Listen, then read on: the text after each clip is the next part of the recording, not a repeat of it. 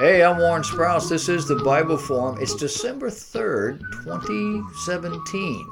We're running out of 2017 pretty fast. We're into the Christmas month. And we're going to talk a little bit tonight about the things that made headlines this week. Oh, yeah, we're going to talk about the sex scandals.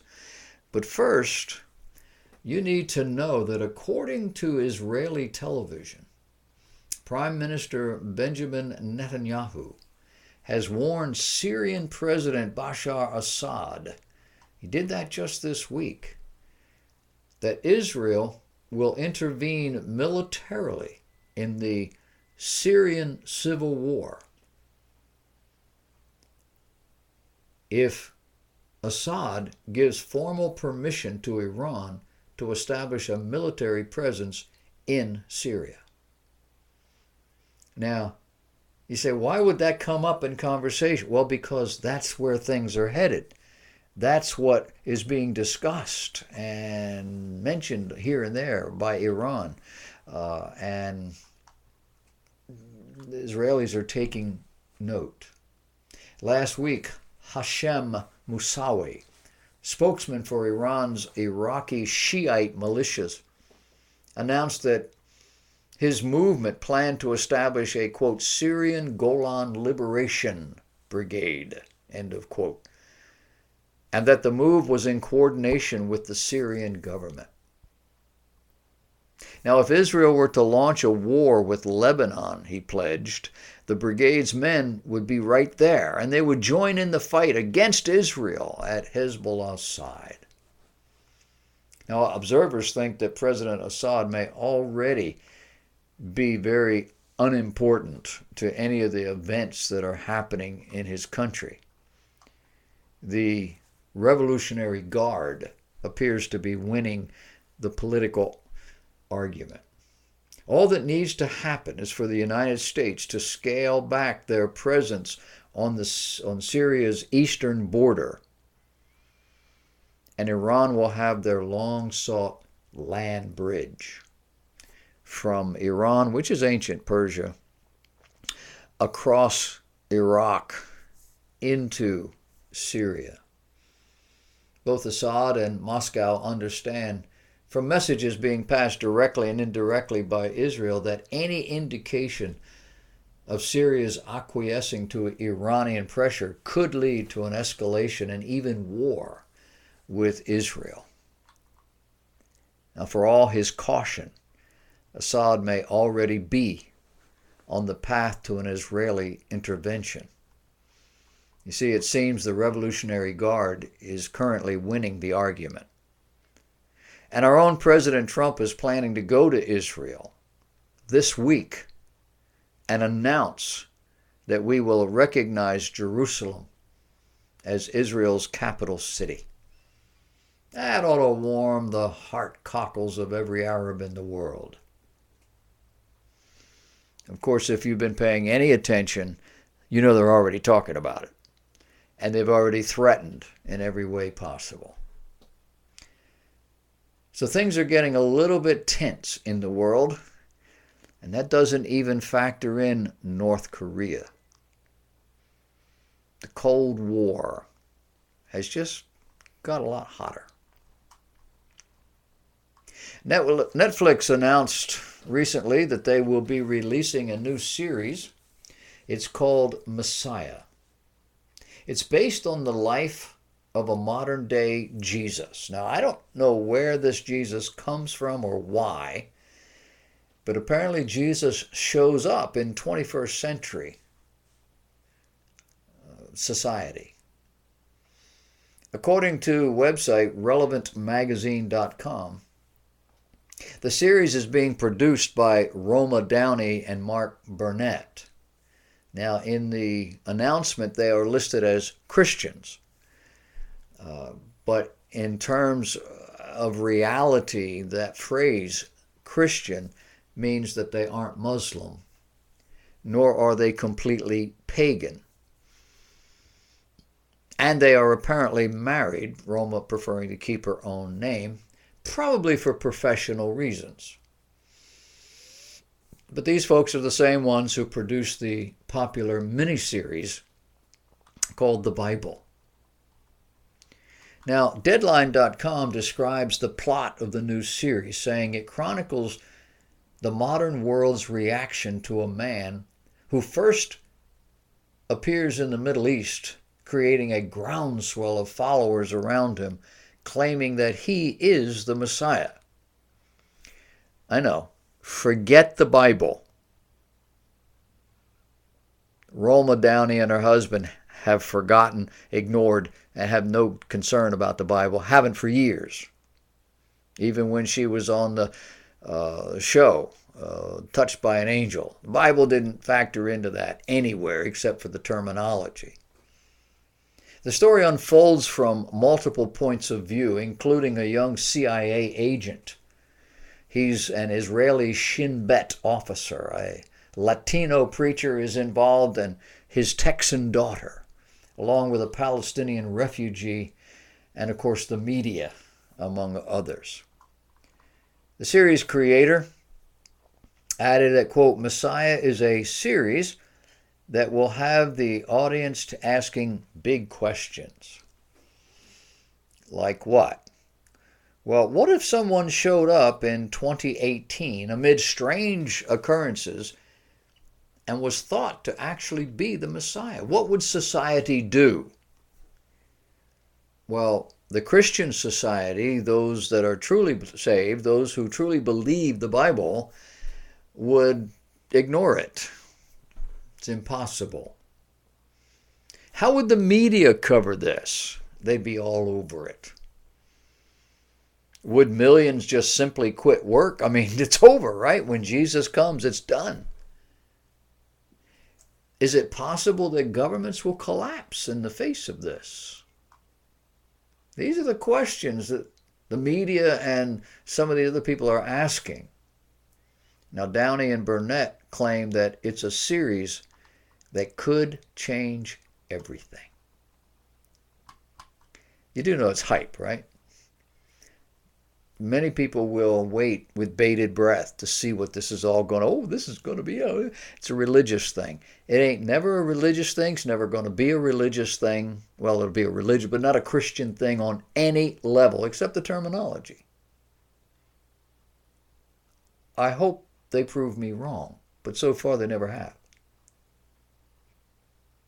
Have you been paying any attention to the sex scandals that are going on? I mean, unless you live under a rock down by the river, you know what's going on. The list of men who are charged with taking sexual liberties with women is growing, multiplying just about every day, and I'm convinced it's not over. Well, what happened? Why is this happening? What's behind this sort of thing? All of it. Well, it's just always the way it's been. It's just they got caught. It's just starting to open up.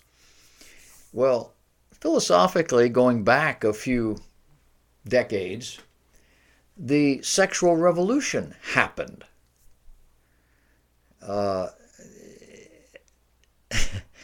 This is just the result of it. It's been hidden for years under cover, as it were, no pun intended. And we know that this is going on because Congress has a fund specifically set aside, has for decades, to pay off victims of sexual harassment and discrimination by various members of Congress. If you're a member of Congress and you run into they have a fund that will pay off your victim. The fund amounting to something between a get-out-of-jail-free card and a papal indulgence does not reveal the names of the offending congresspersons. They say congressmen because very few women get involved in persecuting these people. But they don't tell you the names because they want to protect the victim's confidentiality. No, they don't. They're protecting the congressman's political career. Now, members of Congress are falling all over themselves to reform this process. They've had meetings on it just in the last couple of weeks. But with the sole exception of Congresswoman Jackie Speier, who is a Democrat from California, nobody has lifted a finger to eliminate this fund and the protection that it affords offenders. So when a congressman or a senator commits sexual harassment, it's pretty much all expenses paid by you, the taxpayer.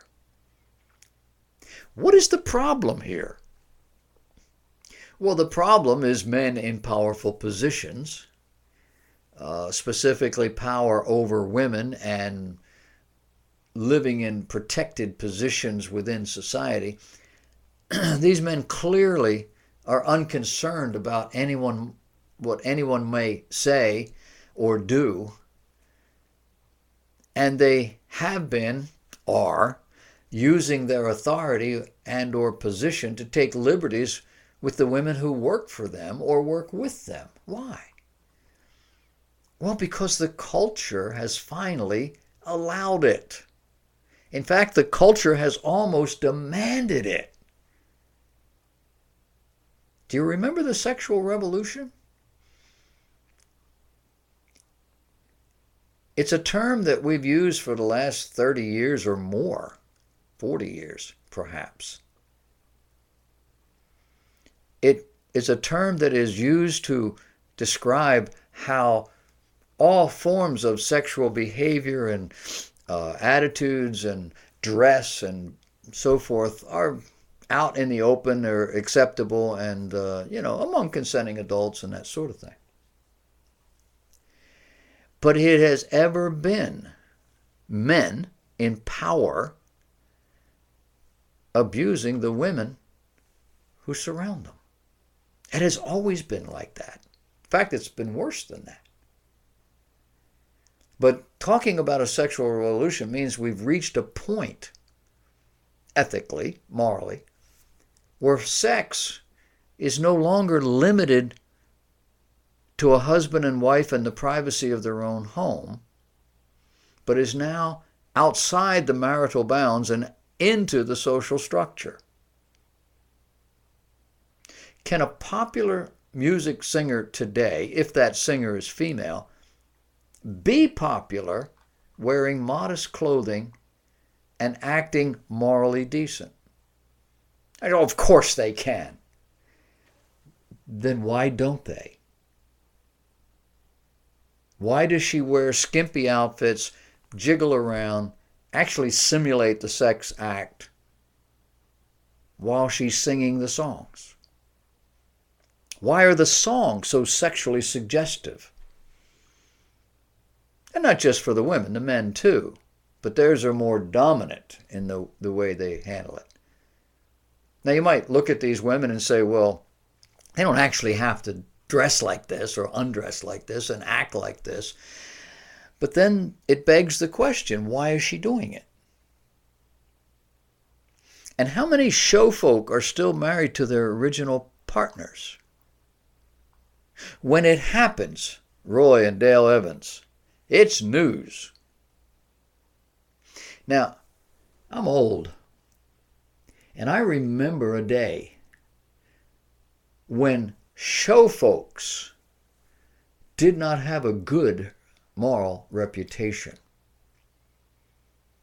In the first half of the 20th century, everybody knew this. Parents never wanted their children to date show folk.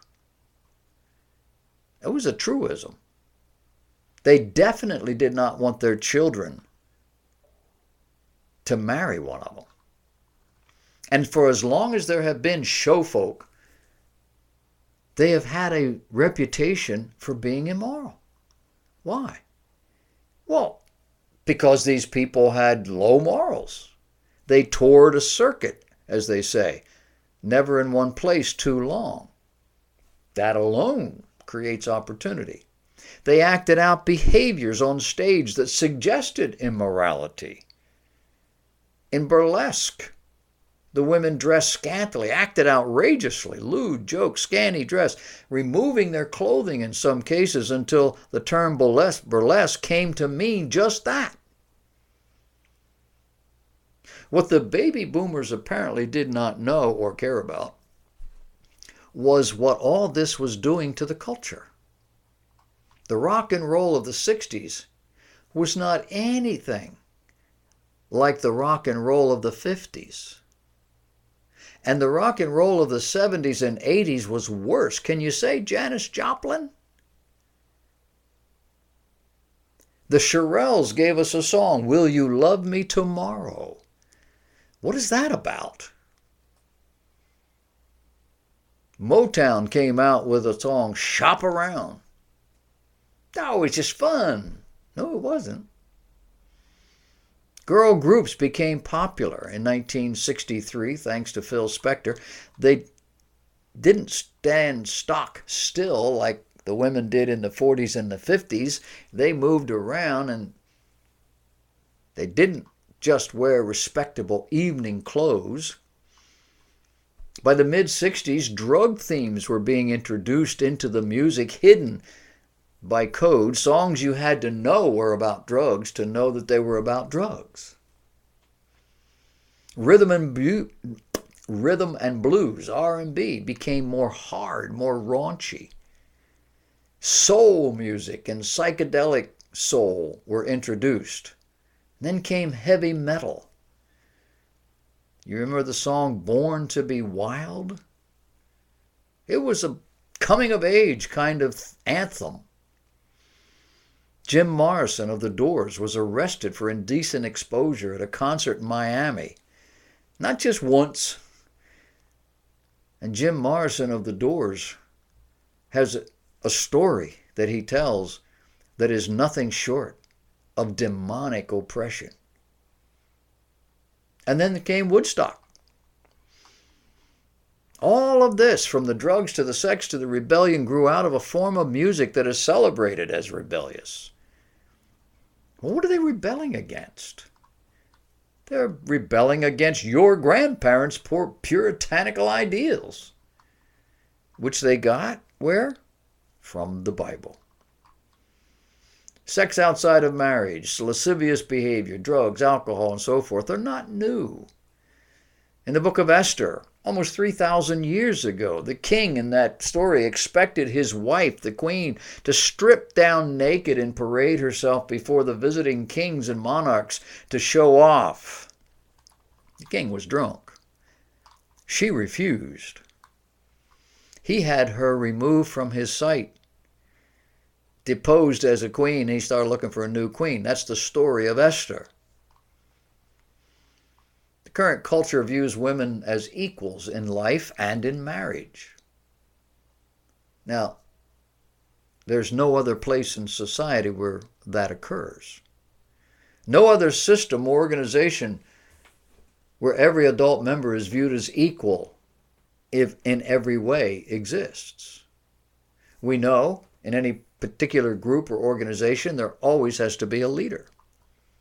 Where there's shared leadership, things move a lot slower, far less efficient. In marriage, it is largely the failure of men to be men, and for men to do what's right, that drives women to the place corporately, not individually, but corporately, to where they want to take over. That's what the women's lib movement was all about. This repression from men who were jerks, men who were lazy, men who didn't care, who just were using these women. They got tired of it. Taking over is viewed as having the leadership and getting what you want. But it's an idea that proves more difficult when you actually have the responsibility. The leader, the one who has the authority, has far less freedom, less power than anyone else in the system. Leaders must do what is best for the group, not just themselves. If they fail, the group suffers. We're talking family here. And the leader is ultimately deposed, or at least ignored. This is what was happening to the baby boomer society. The men were conditioned to let the women do what they wanted. It was easier. And the drugs, the music, the laid-back philosophy contributed to the whole process. In the end, the women did take over, I think, out of a sense of survival. Men were not stepping up. The family was suffering. Somebody had to do something. And the member who stood the most to lose was that someone. And that's the woman. In the end, it was the men who caused the shift.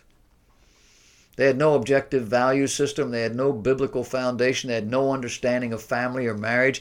And they didn't care. They were stoned or just simply tuned out. If the women wanted to do, that was less than they had to do. On stage and in dance halls, the music, the dances provided a sexual sideshow, implying women were asking for sex. The drugs and the alcohol provided the means. It was a perfect world for men and for immoral women. The only problem is it doesn't work. Now we have powerful men who are still trying to conquer women sexually. Often ambitious women are willing to tolerate a great deal in order to keep their job or to get ahead. It's instructive to note that the vast majority of sexual predators are social and political liberals. Because in their world, their worldview, it's whatever works that drives them. And for them, women are toys, objects of pleasure. They're not persons. Why? Well, because they have no real moral foundation. Because they have rejected the only objective moral authority, which is God. Look at the men who are in the news today. They are almost all political and social liberals. The exception might be Roy Moore. But when all of this shenanigans, whatever they are, was going on, he probably was one of them. My guess is that he got saved somewhere along the line. And now he has very strong conservative values. But back then, maybe not so much. And he's still denying that he did anything. Or that he did what these women are accusing him of. But the list is starting to grow.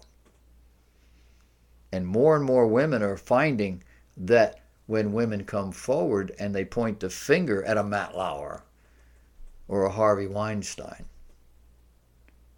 people pay attention. I say look for more of it. It's going to happen.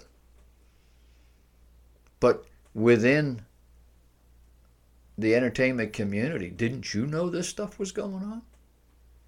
I knew it when I was a kid. That's what people talked about. They all knew. And they didn't want their daughters marrying these people. Nothing's changed. We're going to talk a little bit more about that later in the show in a biblical sense. But until then, just keep your eyes and ears open. We're going to see a lot more of this. Hopefully it'll put a stop to the whole thing, but don't count on it. Don't count on it. If the heart's not right, the head ain't going to follow.